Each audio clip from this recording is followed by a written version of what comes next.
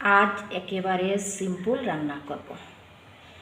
ঝিঙ্গে রান্না করব আর কাঁকরোল ভাজা করব। আপনারা দেখতে থাকুন। ঝিঙ্গেও ভালোভাবে কেটে কুটে নিয়েছি। রান্না করব, ভালো করে ধুয়ে নিয়ে তারপর রান্না করব। ঝিঙ্গে যে দেখতে অনেক বেশি মনে হচ্ছে, কিন্তু রান্নার পর একদম কমে যায়। কাঁকরোল ভাজা করব বলে এভাবে কেটে নিয়েছি। কাঁকরোলের বীজ ছাড়াতে অনেক হেপা, তবুও তো বীজ ছাড়াতে হয়। এই দেখুন কত সুন্দরভাবে সব কেটে কুটে নিয়েছি। এবার কাঁকরোল ভাজা করব। প্রেসার কুকার গ্যাসের চুলায় বসিয়ে দিয়েছি। তেলের মধ্যে পেঁয়াজ কুচি আর রসুন কুচি ভেজে নিলাম।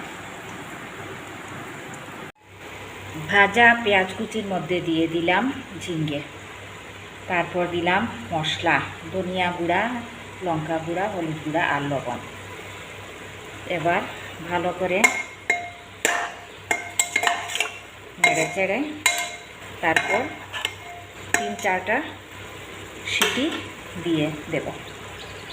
এভাবে রান্না করলে রান্নাটা খুব সুন্দর হয়, খেতেও ভালো লাগে, একদম নরম হয়ে যায় ঝিঙ্গে। আর এদিকে কাঁকরোল ভাজাও বসিয়ে দিলাম। হলুদ গুঁড়ো দিলাম, লবণ দিলাম আর কাঁচা লঙ্কা দিলাম। এভাবেই কাঁকরোল ভাজা হবে। ঝিঙ্গের কারি কি সুন্দর টকবক করে ফুটছে। এবার এতে আমি মাছ দেব।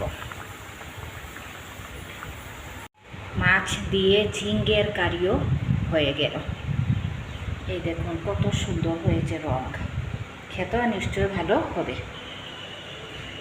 কাঁকরোল ভাজাও হয়ে গেল।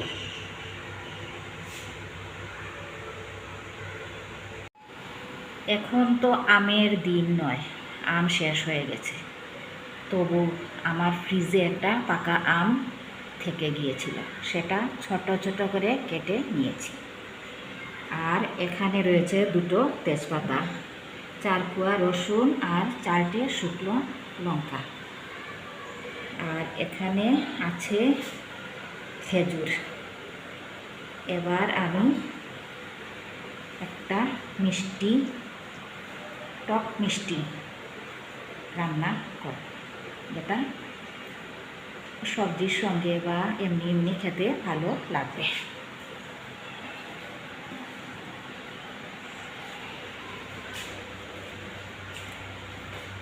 সরষে তেলের মধ্যে মশলা ছেড়ে দিচ্ছি।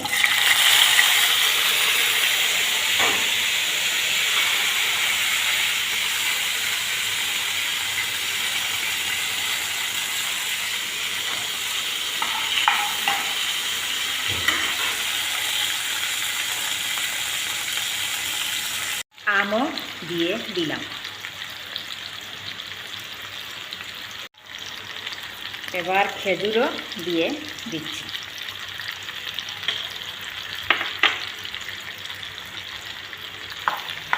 ভালো করে নেড়ে চেড়ে দেব। আমি একটুও চিনি দেব না, কারণ আম তো মিষ্টি, তাছাড়া খেজুরও মিষ্টি। চিনি দিলে আরও বেশি মিষ্টি হয়ে যাবে, তাই।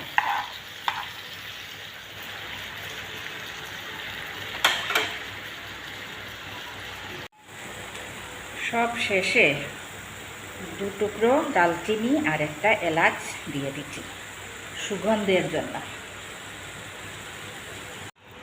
কেমন হলো এই টক ঝাল মিষ্টি চাটনিটা, কমেন্ট করে জানাবেন।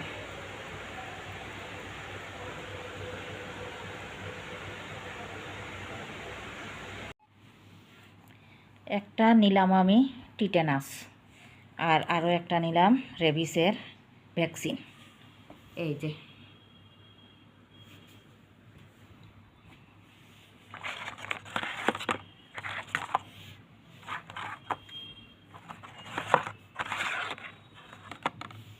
কী জন্য নিলাম আপনারা জানেন না নিশ্চয়, তাহলে বলি। আমাদের যে আদরের বিড়াল খুব দুষ্ট, আমাকে কামড়ে দিয়েছিল, তাই এই দেখুন ওকে।